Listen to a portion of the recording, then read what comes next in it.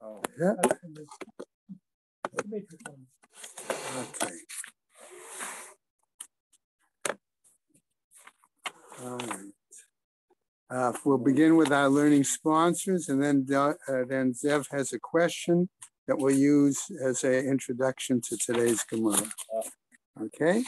Year of learning, friends of Nina Monester, Nechama Asna Bad Yitzchak Aharon, many friends of Stephen Vigdil, Lezech Nishmat Simcha Melech Ben Meir Leib Halevi, friends of Marcy Kurtz in memory of her great niece Leah Bracha Bas Rivka, Isaac and Evelyn Blachor in memory of his sister Chaya Rachel Bas Esau.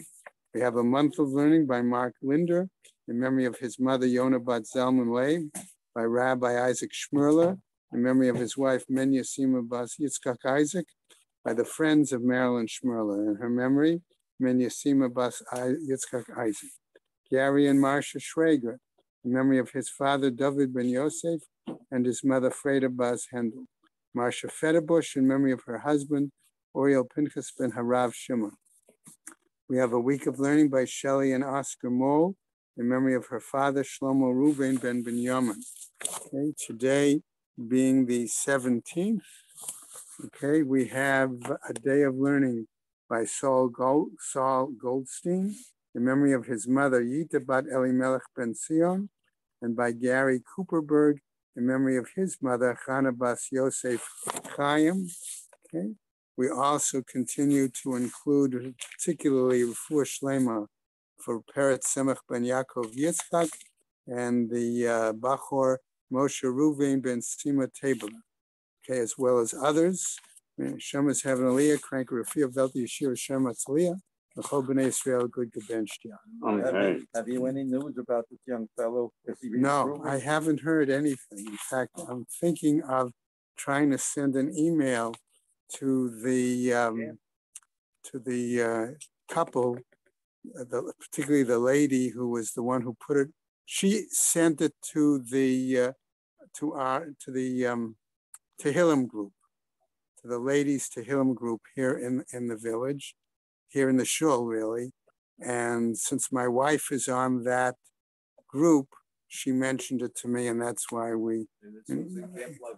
This was the boy at Camp Levi, a 9-year-old boy who got hit by a pitched ball. And where? In camp.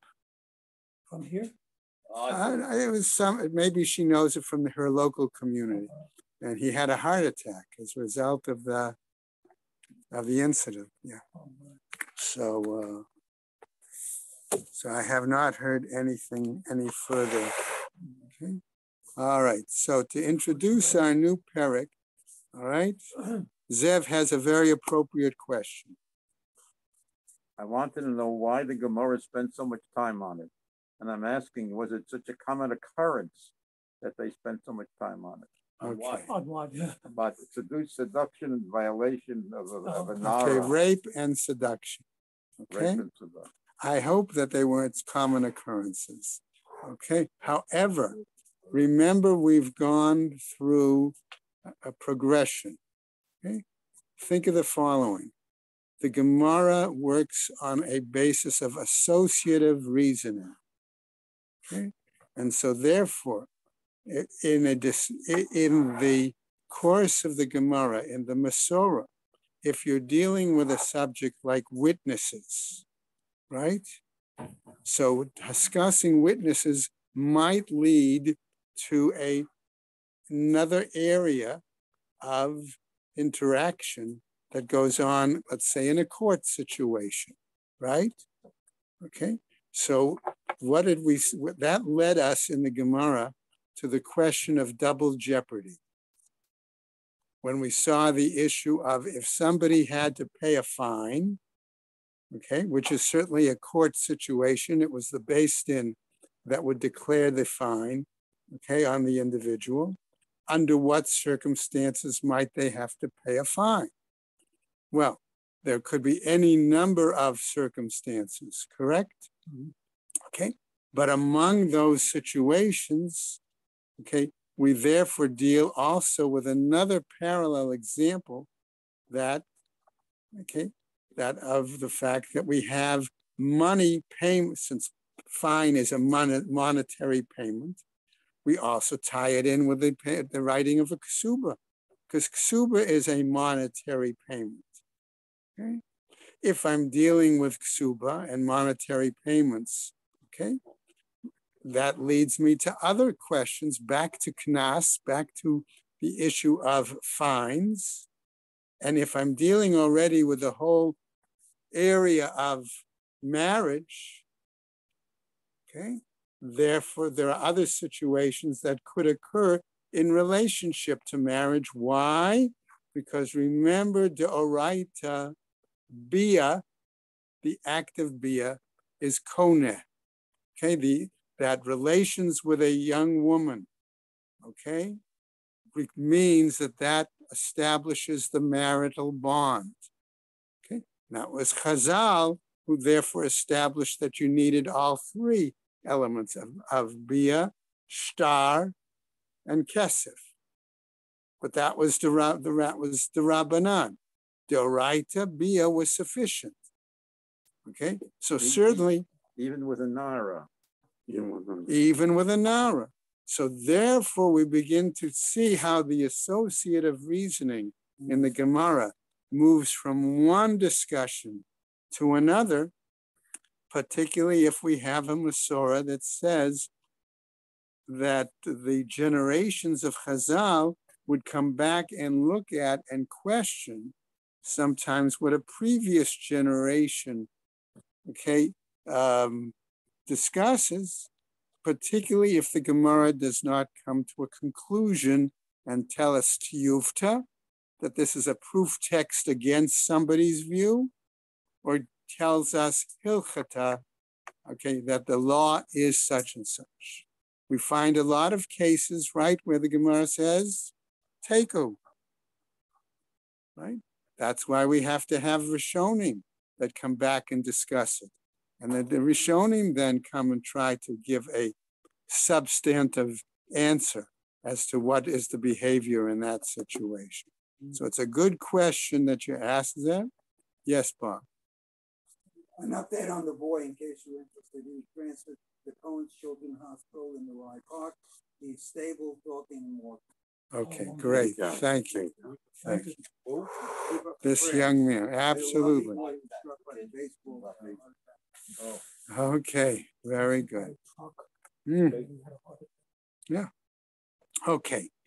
Well, now, we saw the question was that a lot of the issues that we were just saying tie into we said, I'm going to put it this way, Ruven, correct me if you think there's a better lesson.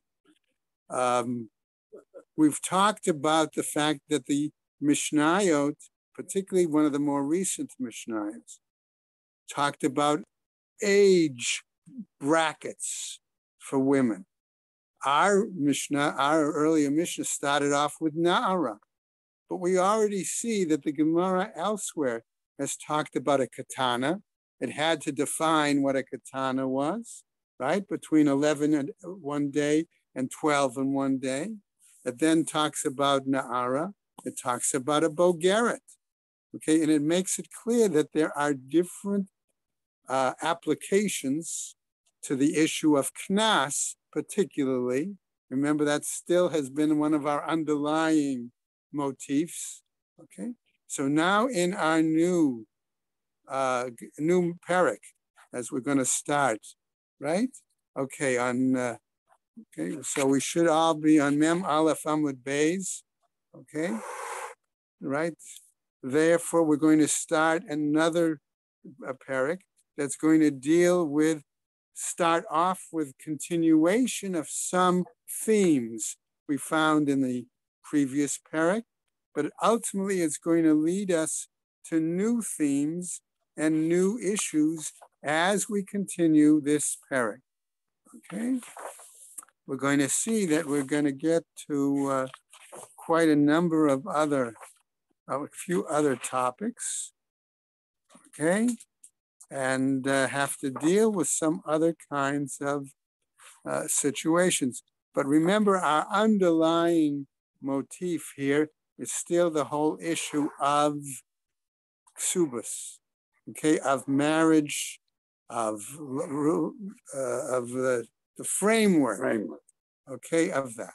Okay, so that was a long answer to Zev's question, I know, but it gives us an opportunity to move into the new parak as well.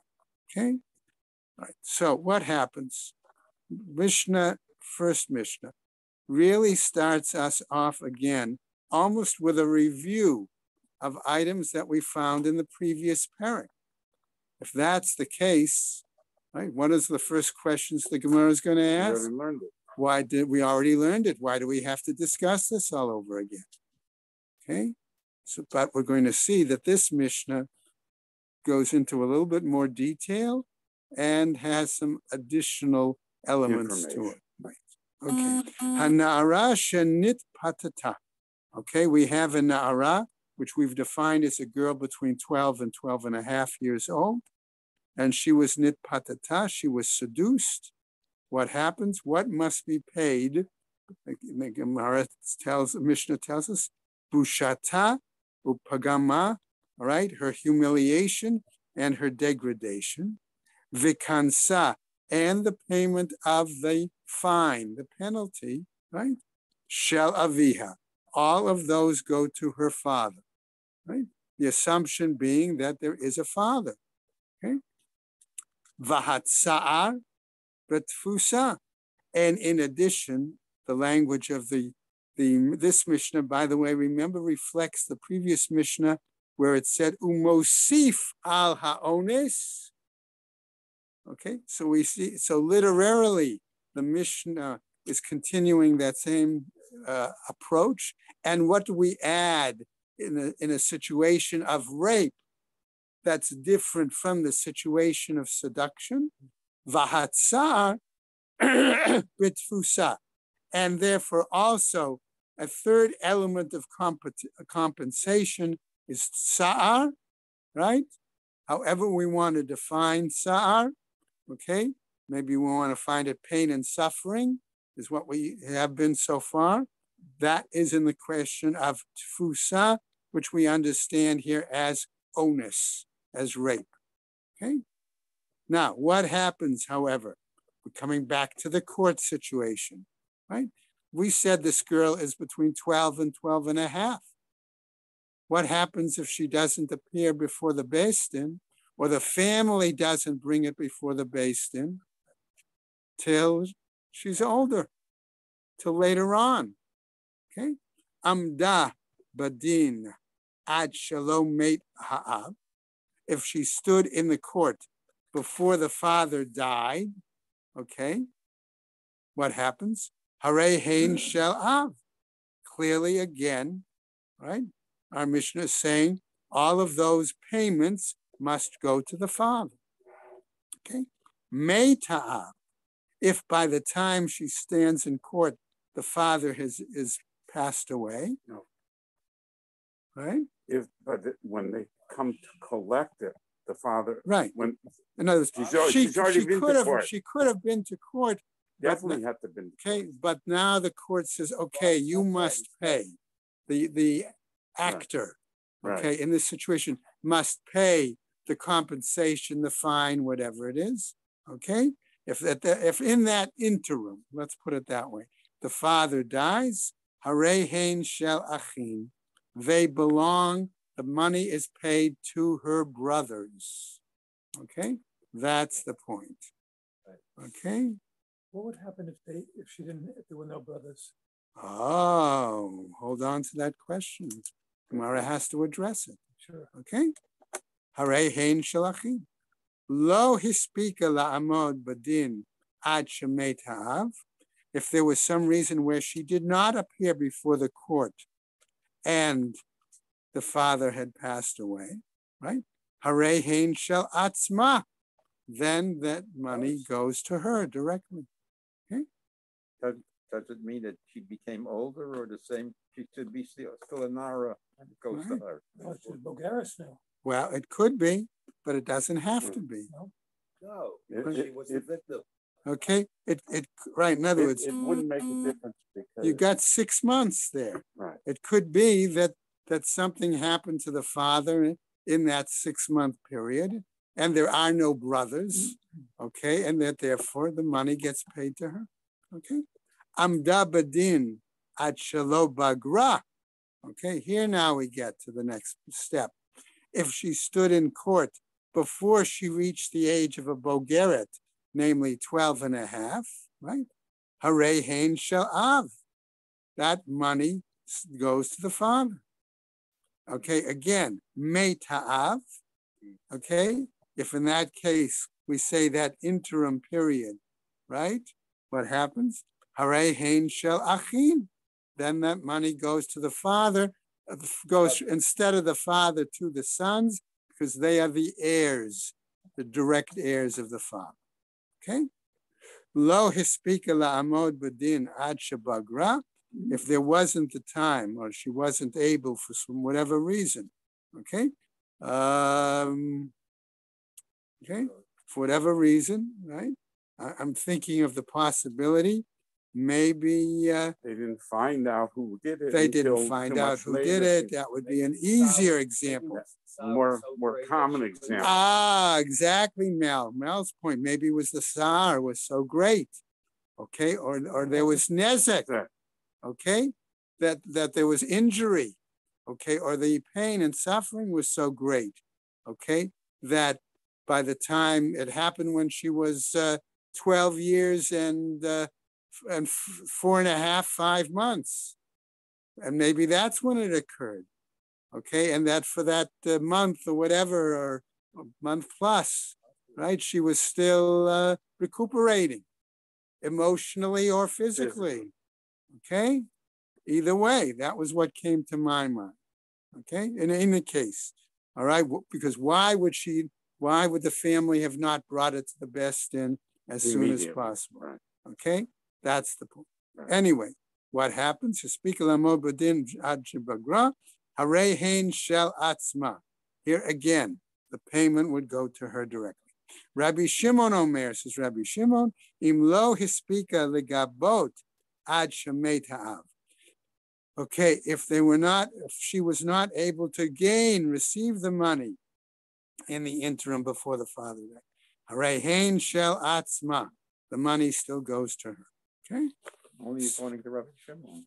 That's Rabbi Shimon's view. We're going to see what happens now as we go on, right? Membet, today's daf. Maaseh yadeha. Okay, on the other hand, the Gemara tells us, Maaseh yadeha mitziata. Okay, any handiwork that she does, or anything that she finds, right? Afal pi shelo gavta, even though she hadn't collected anything from it, okay, meit ha'av harei hein shel achi. Okay, in those situations, okay, in that interim period, that would still go to her brothers. Okay, so the Gemara, as I said, originally asks the question, my kamashmalan, what is it trying to teach us? Tanina, we've already learned. Hamifateh notain shlosha dvarim. This was a Mishnah we had in the previous parak. One who seduces the young lady, he must pay 3 things. Vaha'ones arba'ah. And the one who rapes her pays 4 things. Do we have a different definition between seduction and rape? Yes, the definition we suggested was that Chazal was under the impression that in the seduction, she was complicit. Perhaps complicit. What we would call consensual nowadays, or no? What we would call consensual. Yeah, yes. we would call it consensual today. Okay? Right. Okay, so what happens? We said what happens, and now the Mishnah that we had is spelled out again. Hamifateh notain boshet upagam uknas. In the seduction, he must pay the humiliation, the degradation, and the fine. Mosif alav onus, and see, here's the language, again, the style of the Mishnah. And then we add to this on him the one who was the rapist, shenotain et hatzar, that he must also pay for pain and suffering. Lahavia itztarichle, but to the father, we required that it be paid to him. Okay? Lahavia nami pshita, to the father, that's obvious. that it would be paid to him.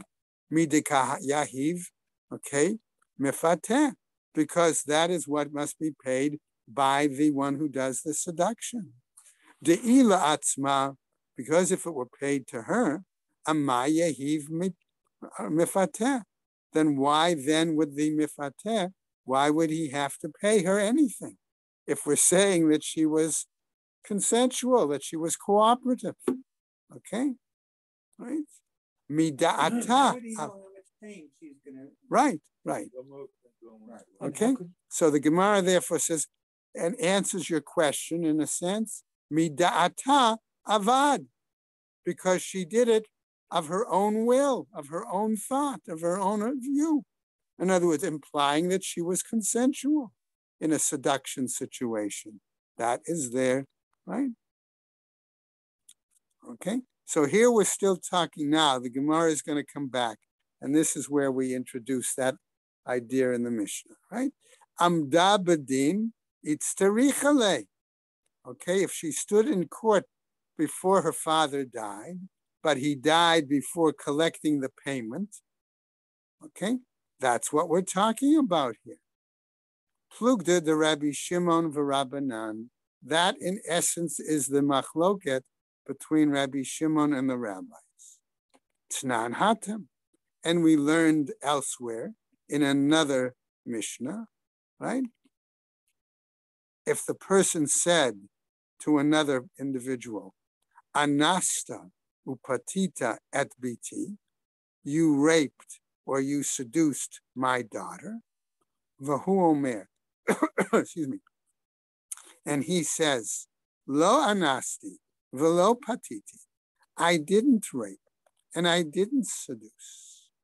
Mashbi'achani, and I make an oath. Va'amar, and said, Amen. Okay, in other words, understood to be that was in a court situation, and the court, or the claimant. The claimant says, swear to me that you did not rape, right? And he swore. And then the claimant is acknowledging the fact that he accepts the vow, the testimony, right? What happens? And then, okay, the Gemara tells us, V'achar kach hoda, but afterwards, okay, he admitted that he did the act, okay? Chayav, what happens? Not only is he obligated to make a payment by the rapist or the seducer, but he also must pay an additional fine of a fifth, and he also must bring an offering for swearing falsely. Okay? So it's a big chayav there, all right? Rabbi Shimon poter, but Rabbi Shimon exempts him. She'eno mishalem knas al pi atzmo. Why? Because according to Rabbi Shimon, he does not have to pay a fine when it's self-admission, when he confesses. Now, the Chazal respond to Rabbi Shimon's view. Amrulo, and they said to him, Afal pi she'eno mishalem knas, even though he may not have to pay the fine because of his statement. Pi atzmo. Aval mishalem boshet upagam al pi atzmo. But he must pay the humiliation and the degradation, nevertheless, because of his self-admission, because of his confession. Okay, so those he would have to pay. So now the Gemara says the following. Bai mine Abai mi Rab. So Abai asks Rava the following issue. Okay? Ha'omer lechaveiro.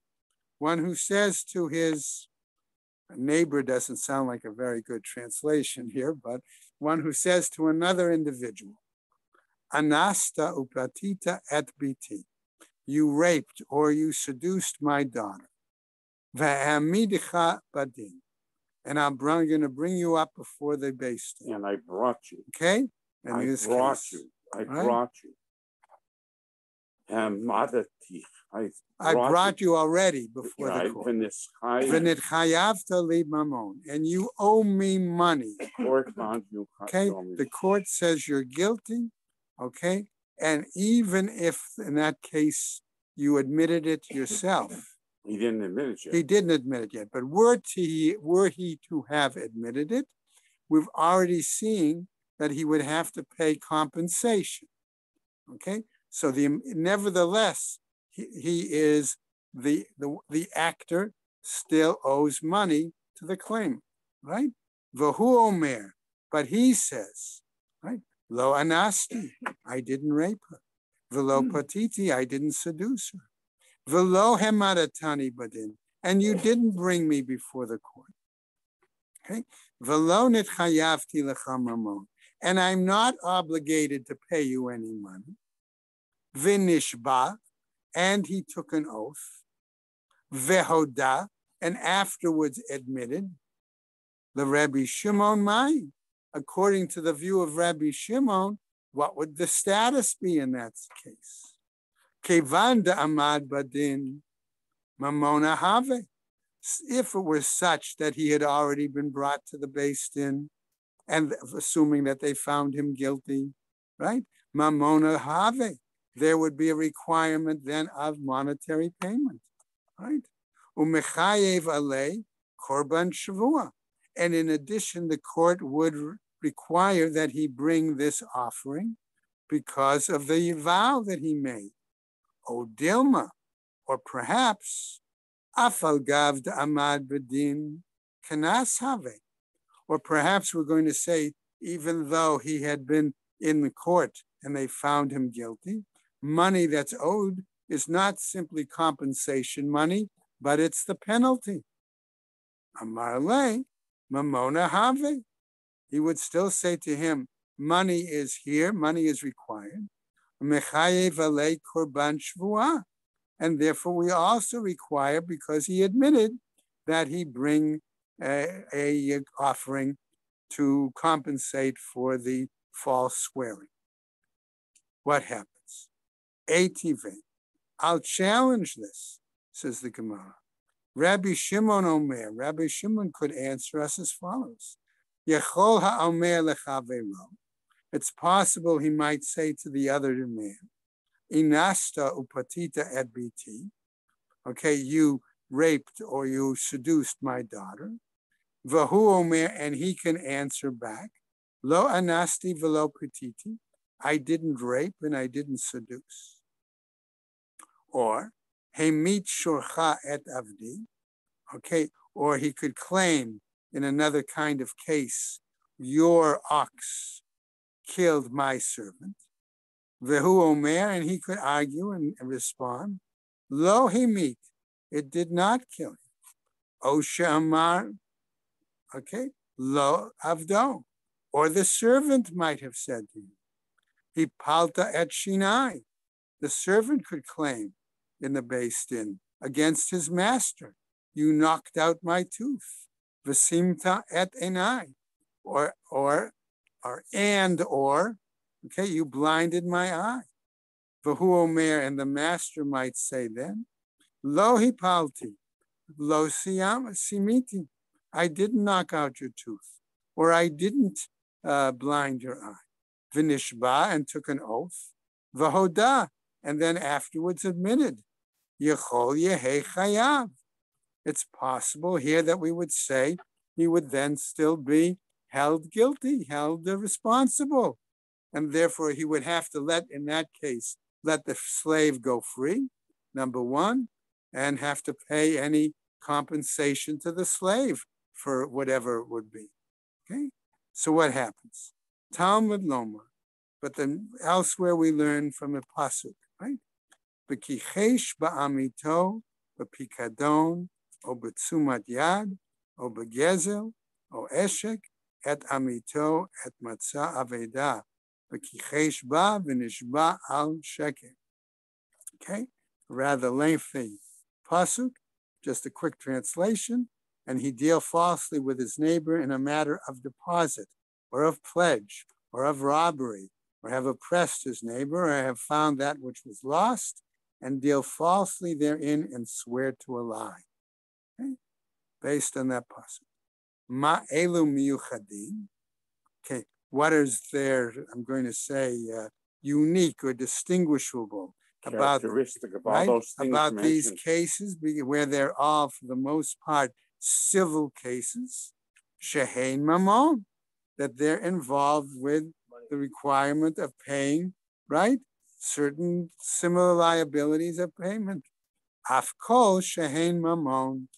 Okay, so likewise, all these others, namely all of the aspects of compensation that we talked about, right? Boshet, Pagam, Nezek, etc., etc., etc. Yatsu elu shehein knas. Okay, right? So what happens? So right? When the shore kills the servant, he pays 30 shkolim. That's a knas. That's a knas. That's not compensation. That's not moment. That's not compensation. Right. Okay. All right. So what happens? Let's go over to the new Amr.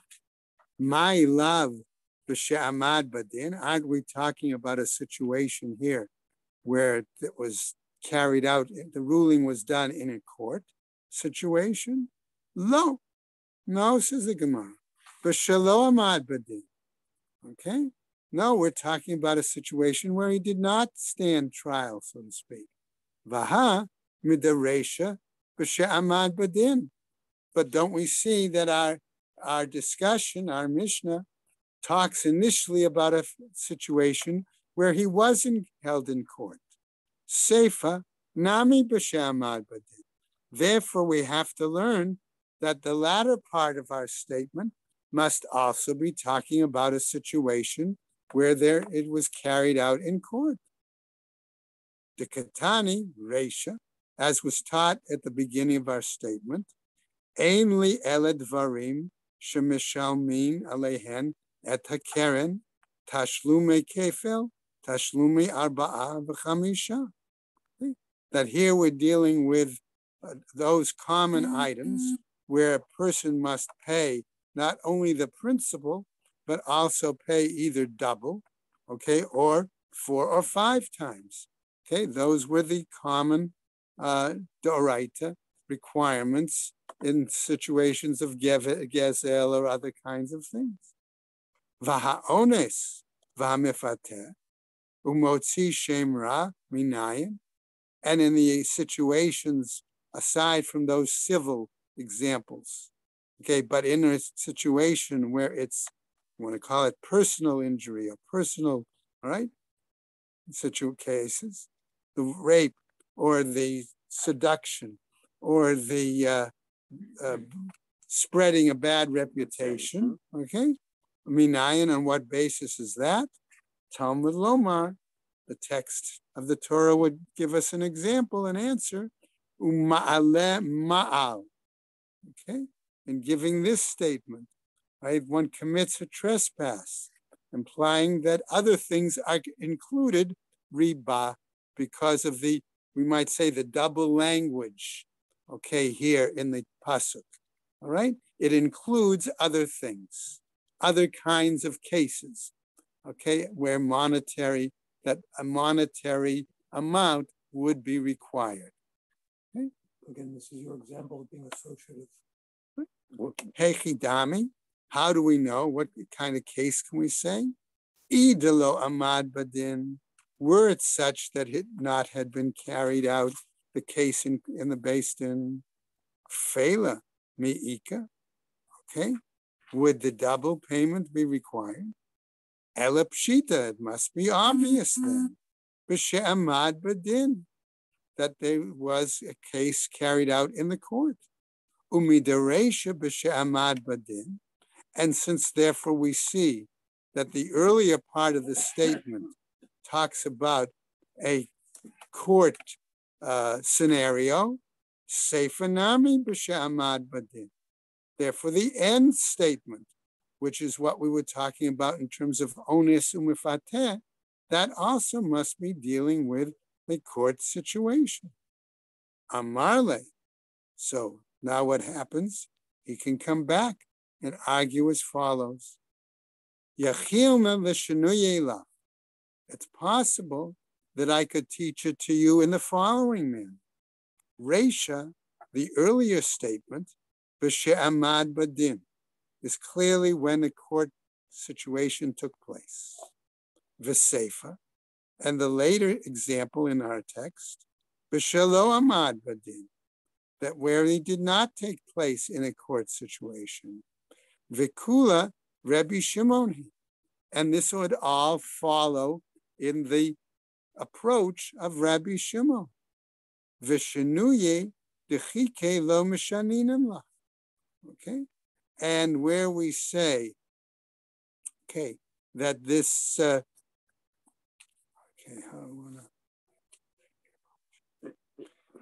I'm going to say, and in this kind of a forced. Right, change, a forced reformation, a reformulation, right. We don't teach to that manner. De'im kain, because were that to be the case, Amarta li, you're telling me, litne reisha Rabbi Shimon Omer, teach, right, that then we should teach it in the following manner. The earlier part of our statement, of our, right, Rabbi Shimon says, oh, or we should teach it, litnei seifa, teach it later in the end part, divrei Rabbi Shimon. In other words, if you're saying that one is in one case and one is without a court case, spell it out in our Mishnah that it's Rabbi Shimon's view and say it that way, teach it that way. Ella, but rather we have to come to try to come to another conclusion. Kula b'she'amad badin. Our entire text, our entire Mishnah is a court scenario. V'reisha Rabbanan, v'seifa Rabbi Shimon. And the earlier part follows the view of the rabbis, and the later part follows the view of Rabbi Shimon. And I would just quickly point out, remember the Gemara doesn't usually like to do that. Doesn't usually like to split up a Mishnah and to say it's two different opinions or two different views. Okay? Umadina lach le'inyan korban shavua derachamana patre mivayikachish.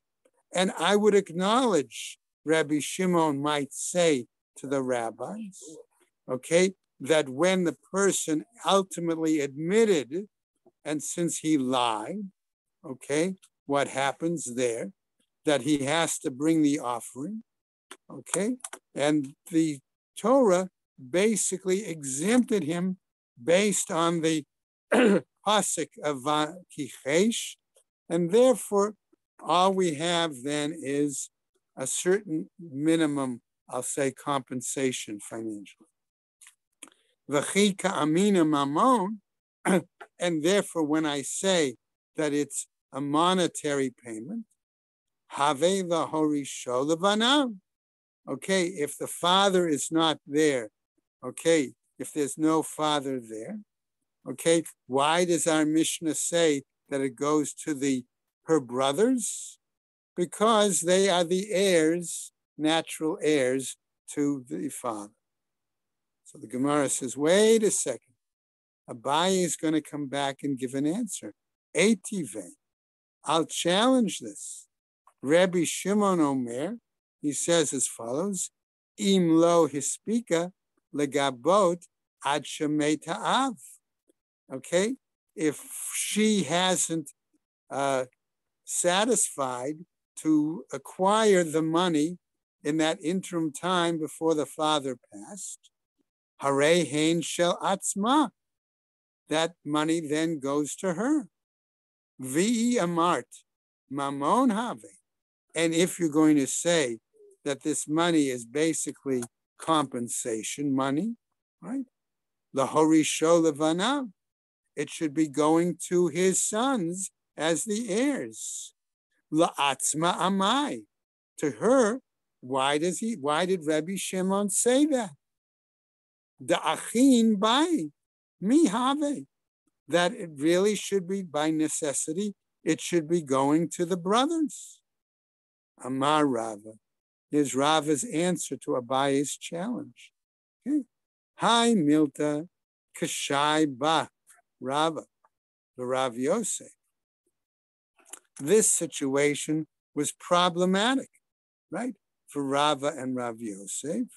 Esrin Tartin Shanin for 23 years. Velo ifrik adiyati Rav Yosef Beresha upirka. And it didn't come out. It wasn't solved. In other words, he didn't have a an answer until after 23 years, till Rav Yosef actually became the Rosh Mativta, the Rosh Yeshiva. Okay? And what happened? And he explained it as follows. Shani Hatam. It was different there in regards to the situation of Onus what? and Mafata. Of Onus and Mafata. That was unique. The Amakra, because a pasuk says, V'natan ha'ish hashochev ima la'avi hana'ara chamishim kesef. Okay, that the person then who sleeps with her, has relations with her, rapes her, whatever her, okay, but that is in a sense, understanding of hashochev ima, must pay to the father of the young woman 50 silver pieces. Okay. Lo zichta Torah la'av ela misha'at netina. That the Torah did not merit the father to receive this money except at the appropriate time of payment. V'chi ka'amar Rava mamona. And when Rava said it was money and not a knas, right? Have the horisho lebanav. That would therefore make it part of the inheritance to his sons. Bishar, anything else, knasot, okay, would be fines. And therefore, in that case, the fine could go directly to her. Right? Other fines would go directly to the Yorish. But in this situation, this case, it says only when the father is alive, when it's given to him. Right. That's when the knas is paid. Right, but in this situation, if the father's not alive when it's given to him, it goes to her. True, but I would also say it could very well be that the Gemara wants to say, but in this kind of case, okay? Right. That could be. All right, Ela me'ata, but here what are we saying? Gabi avad. Gabi Evid, in terms of the situation of the servant, dichtiv, kesef shloshim shkalim yitain la'adonai. Okay, it says that 30 pieces, right, would be given to his master. Hachinami, here too, lo zichta Torah la'adon, ela mishe'at netina. Aren't we saying here that the Torah only relegated it to the master at the very time of the payment at that time? Okay, what happens? Yitain lechud v'natan lechud. I'll give him separately, and it was given separately. There's a difference. Two different words, and they mean different things, and they imply different times. Right. It's one thing to pay him. It's another thing where it was paid in past tense. Ihachi. If that's the case, Talmud Lomar, then the text should say, V'kichesh. Use that example. Talmud Lomar, V'natan mibayele. Okay, so in other words, the pasuk should have used different language then, okay, to tell us that. Amar Rava. And so Rava says, Ki itztarich v'kichesh. When is it that we need to use the pasuk of v'kichesh as our justification, so to speak? Kigon she'amda badin. Okay, in a situation where it appeared already in the court. Ubagra. And she became already a Bogeret. And in that Umeta, and she died. The Hatam, ki kayarit avihamina dida kayarit. Because in that situation, we would argue that the father actually inherits from her. And what was hers is what he now, inherits. Right? Ihachi, if that's the case, yatsu elu shehen knas. Are we saying then that that excludes any situation where it would require the payment of a fine? No. Okay. Right. Right? Mamon who? No, we're talking about compensation here. Amar Rav Nachman, says Rav Nachman bar Yitzchak. Yatsu elu she'ikaran kenas.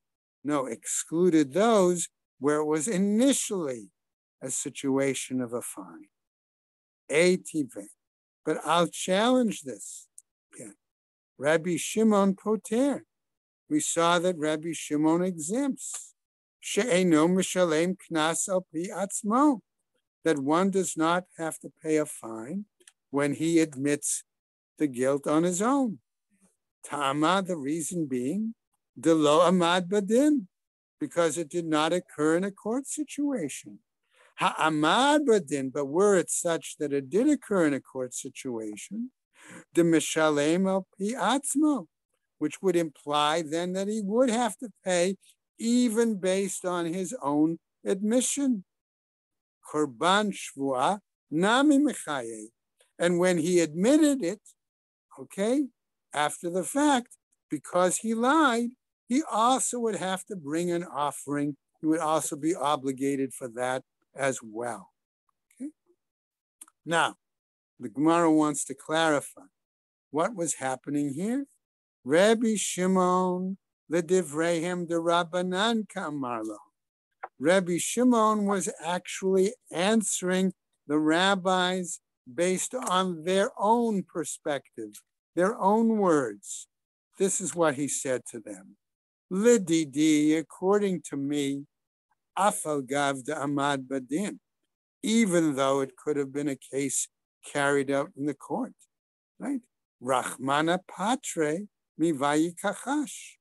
The Torah exempts him based on the pasuk of Vakichesh, right?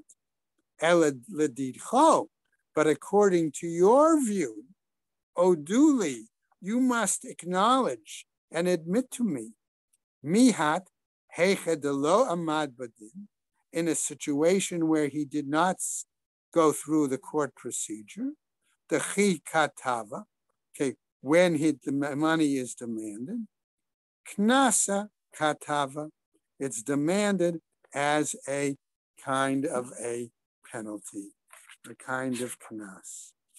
Okay? All right? Okay, and what happens, just to go over the moment, on Mem Gimel as we finish up, umodeh b'knas patur. And we say that when he voluntarily admits to a knas, he is exempt from paying the fine. Okay? And we'll pick up tomorrow, Mem Gimel Amud Aleph, okay, with what the rabbis are going to say and what's going to happen then. Okay? So we really still haven't come to a final statement as to whether all of the payments, by the mifateh or by the ones, are totally compensation or a combination of compensation and knas. We definitely know. We know that. We know that the payment, the 50 shkolim, is a knas. That we know.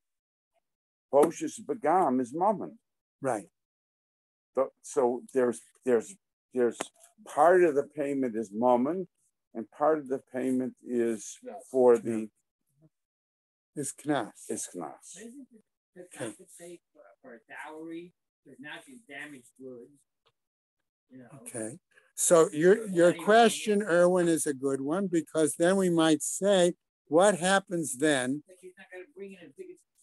In other words, let's say now if somebody else is willing to marry you, what do they put in the ksuba? Do they put in matayim? Okay. Or do they put in money?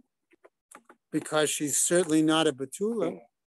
And do we argue then? So we now come back to Zev's whole question at the beginning of the shiur, okay, of that we're still, the underlying discussion here still comes back to issues of marriage, contract, things like that.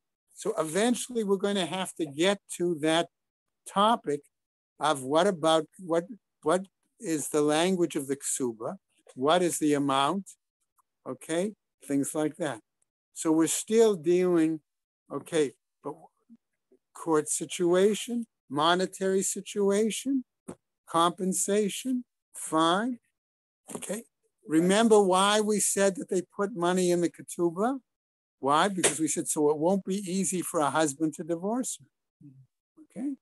So all of that still continues that association between what we've been saying here of, and that's, is it, how is the money paid? To whom is the money paid? All of those kinds of things are still back and forth. All right. Welcome to joining us. Thank you. Thank you.